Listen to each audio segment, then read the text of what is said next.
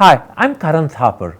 Over the last few years, I hope you've been watching my program, The Interview on the Wire.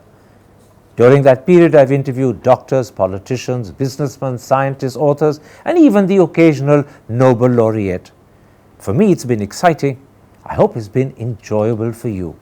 But these, as you know, are tough times, and if this program is going to remain bold, independent, and sometimes even defiant, then I think we need your support. At the end of the day, it's a truism, but editorial independence is best defended by the viewers. So if you would like this program to remain the way it is, forthright, outspoken, and interesting, then would you consider supporting us? All you have to do is to click on the description at the bottom. But more than anything else, I hope you will continue to watch the interview. Your viewership means an awful lot to me.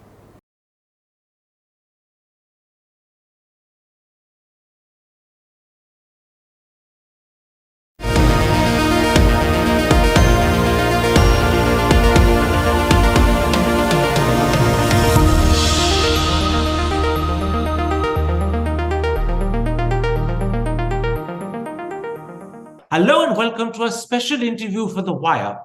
How momentous is today's Supreme Court judgment about how chief election commissioners and election commissioners are appointed? Is there more to that judgment that we've so far found out about? And if so, how important is that? And what impact will all of this have on India's democracy?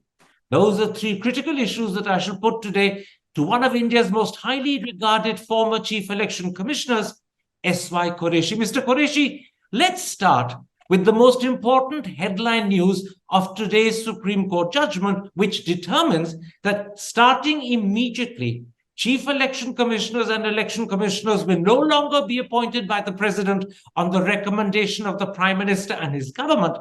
Hereafter, they will be appointed on the recommendation of a panel comprising the Chief Justice of India, the Prime Minister, and the leader of the opposition. And if there isn't a leader of the opposition, then the leader of the single biggest opposition party. So let's start with this change in the way CECs and ECs are appointed.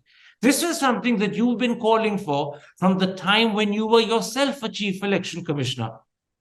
Over a decade later, it has happened. So let me first ask you, how important, how significant is this? Oh, this is a brilliant judgment.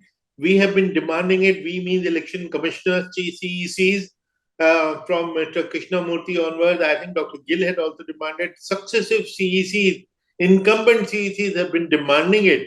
And of course, not to talk of the retired CECs, that this should be the system, because this is politically and for democracy the most sensitive institution. And the perception of neutrality, which is so crucial for democracy, was involved in this.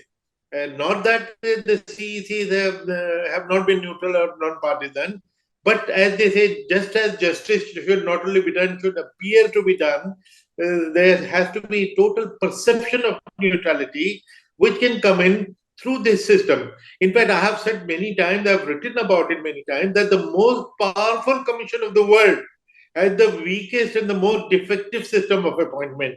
Government of the day unilaterally appoints.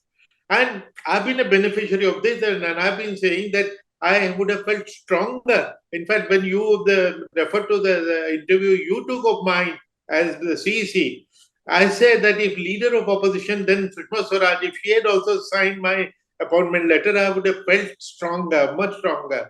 Although not many people raised finger about my neutrality, but an occasional finger that was raised, it did hurt.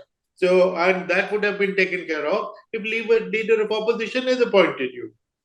So, am I right in saying that hereafter, accusations and snide remarks that are often made, either about the CEC or the EC, that they are, in quotes, puppets of the government, proxies of the government, that sort of snide remark can never be made, because a panel comprising the opposition leader and the Chief Justice, along with the Prime Minister, will have appointed the person. This is a guarantee of the neutrality of CECs and ECs, but also of their integrity and sincerity.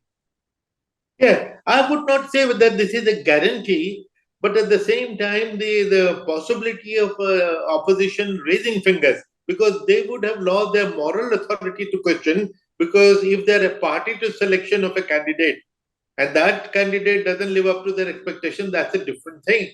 But at least it will take away the possibility of raising fingers, and of course it will make the incumbent internally stronger, because we used to feel very bad when we were unfairly targeted by the critics.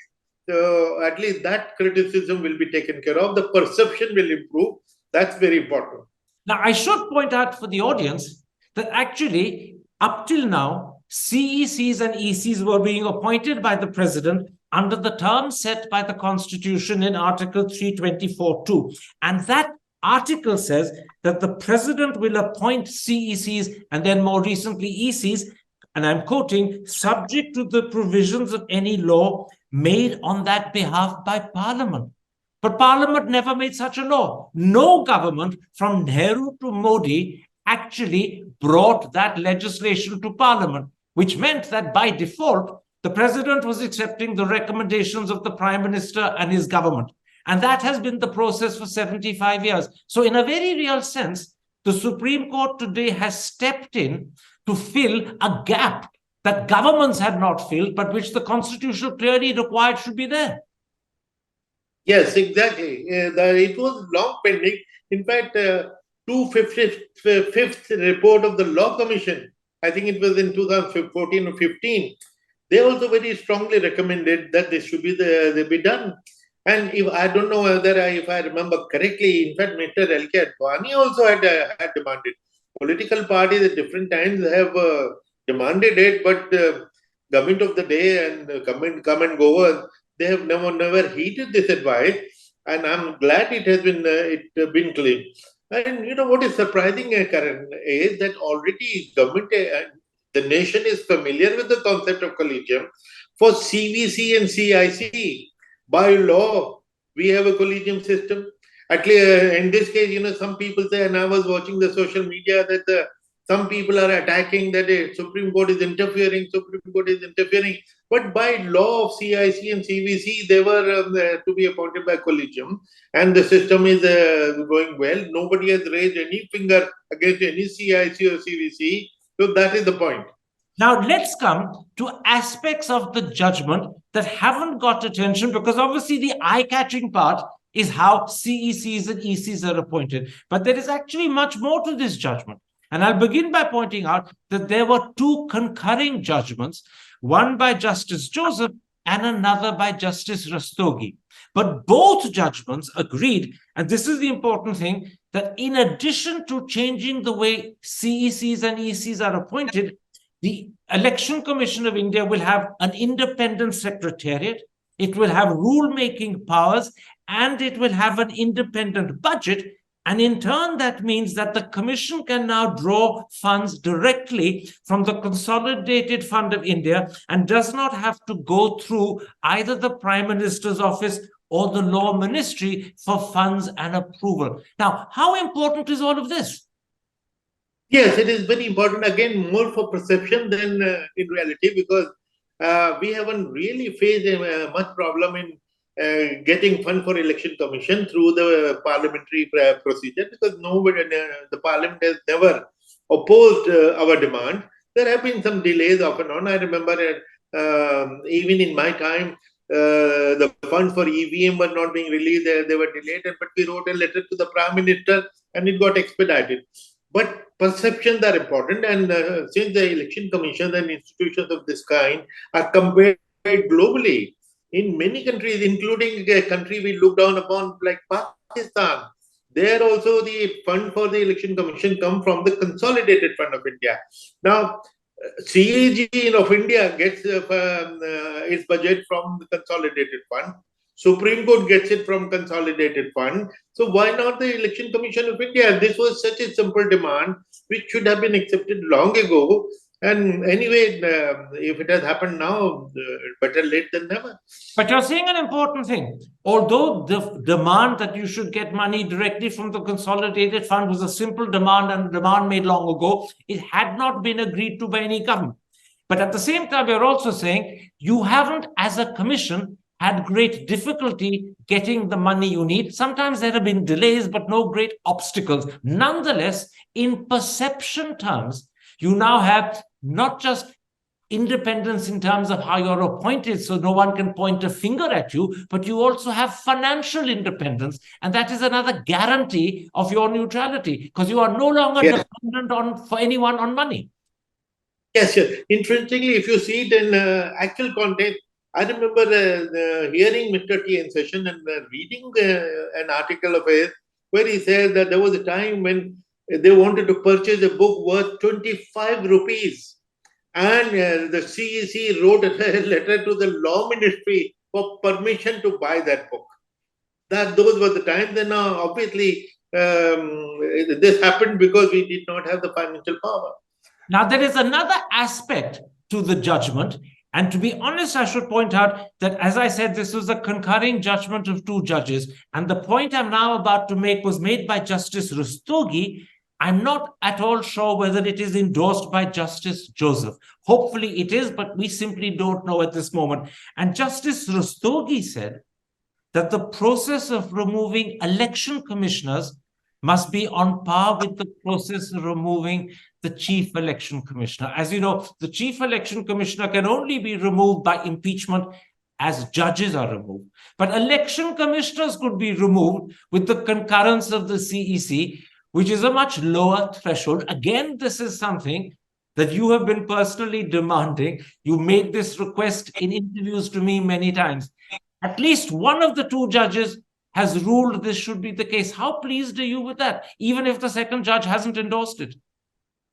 Actually, this is a lot more crucial than the reform of independence of funding and other that we discussed, because removal of the two members was not protected by the constitution, by the law, because originally the constitution gave a protection to the CEC from removal.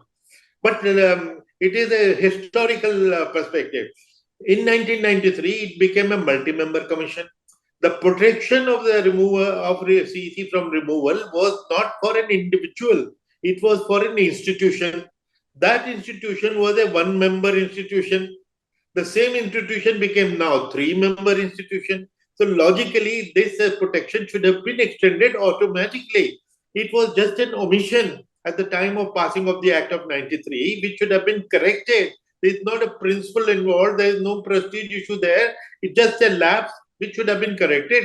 But despite our demanding it again and again, nobody has really bothered. And I'm glad this is being done now. One more thing, I don't know whether... Mr. Quraishi, forgive me interrupting. I should point out for the sake of the audience, one of the two judges has endorsed this. That's Justice Rastogi. We don't know whether Justice Joseph has endorsed it. On many other things, Justices Rastogi and Joseph concur and agree, even though they have separate judgments. But on this specific point, we don't know whether Justice Joseph has agreed or not. But there's something else you said, which I'm picking up because I think it's important. You said probably more important than even financial stability and independence for the commission, which has been granted by the court, is ensuring that ECs cannot be removed unless impeached, i.e. they can only be removed in the same way as the CEC, because that would ensure that the last remaining vulnerability in an election commissioner is removed. At the moment, he's vulnerable or she's vulnerable because of the difference in treatment when it comes to removal. That could make them, I suppose, subjective to pressure. Once you remove it, that subjection to pressure will end, won't it?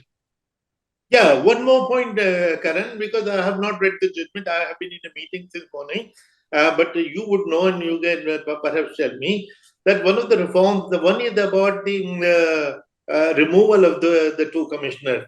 In fact, our demand has been that the appointment of the election commissioners should be through collegium. Elevation to CEC should be automatic by seniority, which happens in the case of judges. The senior most becomes the Chief Justice. Similarly, the senior most election commissioner should automatically be elevated to CEC. That's the demand. Otherwise, what happens is that the other two feel they are on probation. They are looking over the shoulder. Is the government happy with me? Will they promote me? Will they elevate me? That makes them put them on probation. and being on probation is not a good idea. They have an equal vote. These two probationary commissioners can outvote the CEC 10 times a day because they are on Absolutely. probation. Yeah. Again, unfortunately, I don't know whether the Supreme Court has said anything at all about how promotion to CEC from EC level will happen. I assume the Supreme Court has been silent on that because the news reports have not picked this up. So there are two, how should I call them, lacunae that still need to be addressed. The first is we need to ensure that ECs can only be removed by impeachment like the CEC. That is only something Justice Rastogi has talked about. We don't know whether Justice Joseph has endorsed it. And the second thing, which I suspect neither judge has mentioned, is this question of how ECs are promoted to the CEC level and whether it should be, as you pointed out, by seniority. But I'll simply mark that for the audience. These are two remaining lacuna that need to be attended to. Let me at this point broaden our discussion. If you look at the language used by the judges, both of them, in their judgment, it's quite clear that they have more than just the Election Commission in mind. They say, and I'm quoting, purity of the election process must be maintained to preserve democracy. Otherwise, it would lead to disastrous consequences. So clearly, the big picture in the mind of both judges is not just the institution, but the impact this will have on our cherished democracy. It's that big picture that was there in front of them all the time. Would you agree? Yes, absolutely. Because purity of the election process are the key words, and they are in several judgments. It has come out that they are the basic structure of the constitution. So, therefore, everything that is required to ensure the purity needs to be done. And these were the reforms which were being demanded for a long time, and I'm glad we are moving in that direction. Let me now come to an example that horrified many people when it happened shortly after the 2019 general election. It's no great secret because it was widely covered in all the papers that one of the election commissioners, Ashok Lavasa, dissented from the other two over the question whether action should be taken against the Prime Minister, Mr. Modi, because of comments that he had made. Shortly after he dissented, action was, it's believed, taken against him because tax matters were opened up. Again, it was widely reported in the papers, not just his, but his wife's and his son's. Eventually, Mr. Lavasa resigned and accepted a job with the Asian Development Bank in Manila, which is where he is at the moment. If the present method of appointing CECs and election commissioners had existed, if the present independence in terms of finance and rulemaking had existed, would the Ashok Lavasa incident have happened? Or would he still be vulnerable because of the two factors that haven't been attended to? A, how you're promoted from EC to CEC, and B, how you're removed if you're just an EC. Yeah, in fact, you had mentioned in the beginning also that the election commissioners cannot be removed except on the recommendation of CEC. Now, which means CEC can recommend the removal of a commissioner like Ashok Lavasa. The CEC could have recommended the removal of Ashok Lavasa, which government perhaps would have lapped up very happily. Now, I used to wonder, it had happened once before when I was in the election commission, when one CEC sought the removal of a member, which government turned down. Now, a CEC cannot remove a peon, but he can remove an election commissioner who has an equal vote. Now, this is an aberration in the Act itself because it's a multi-member, or it's actually in the Constitution that any additional commissioner which an election commissioner could have appointed could only be removed except only through the recommendation of the CEC. Now, imagine a CEC recommending the removal of his equal because he is voting against him in the election commission. So this was definitely weakening the election commission, and hopefully that will be taken care of now. But if it hasn't been taken care of, if election commissioners can still be removed on the recommendation of the chief election commissioner, then I presume incidents like the Ashok Lavasa incident can still happen because the opportunity or the power for them to happen remains. It's not been removed. Yeah, possibly because we haven't seen the entire judgment. Hopefully, the removal process, because when these reforms were being demanded through the PIL, it was a whole package. So, looking at the fact that many other reforms have also been mentioned in this, perhaps this would have been taken care of, but we have to see the judgment. Absolutely. And all I'll point out to the audience is that at least one of the two judges, Justice Rastogi, has said that the process of removing the EC must be on par with the process of removing the CEC, i.e., only by impeachment. We don't know whether Justice Joseph has concurred with that or not. It doesn't mean to say he hasn't. We just don't know because we're doing this interview on the basis of news reports, not on the basis of having read the judgments. But just to clarify for the audience, in your answer, you referred to an instance that had happened when I believe you were part of the EC, when in fact a chief election commissioner had recommended the removal of an election commissioner and the government of the day had disagreed and not accepted that recommendation. Aren't you referring to Chief Election Commissioner Gopal Krishna, who recommended the removal of Raveen Chawla? I thought I'd just ask you that question so that the audience knows what you're talking about. They're not left in doubt. Yeah, but with one correction, he was not Gopala Krishna, he was Gopala Swami. I beg your pardon, my mistake entirely. I got the name wrong, and I apologize to Mr. Gopalaswamy for having done that. Finally, one of the accusations or charges made about the Election Commission as an entity and as an institution in the last few years is that it had become supine. No longer was it a roaring tiger as it was perceived to be under T.N. Session. It was often said to be a meowing cat. Will that now end? Will the Election Commission now find its spine? Well, that is a question of a personality of the incumbent. All of us for the last so many years had this worked under the same constitution and the same law. Some showed more spine, some were a little more gentle, kinda. So it's a question of individual style of management, individual personality. So even now, there is no shortage of power for Election Commission to be powerful. But now, perhaps they can feel a little stronger because their appointment would be through a national consensus, through the collegium.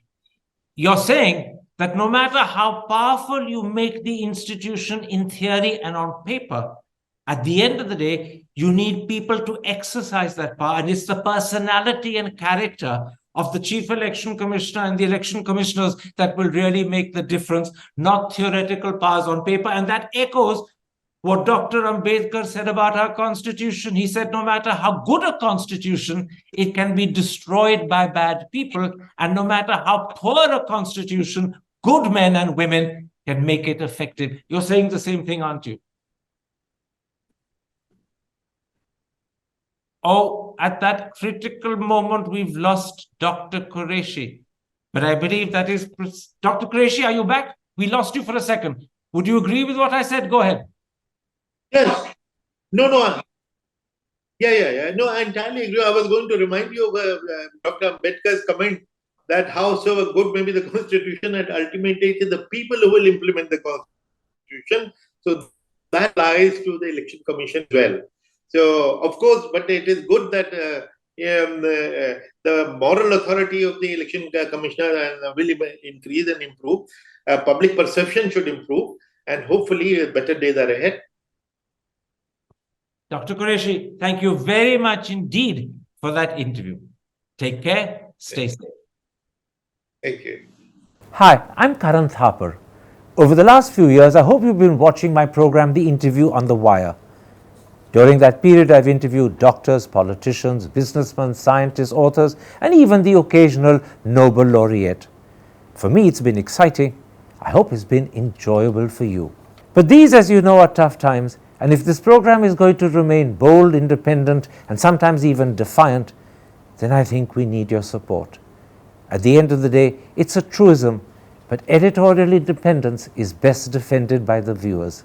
So if you would like this program to remain the way it is, forthright, outspoken, and interesting, then would you consider supporting us? All you have to do is to click on the description at the bottom. But more than anything else, I hope you will continue to watch the interview. Your viewership means an awful lot to me.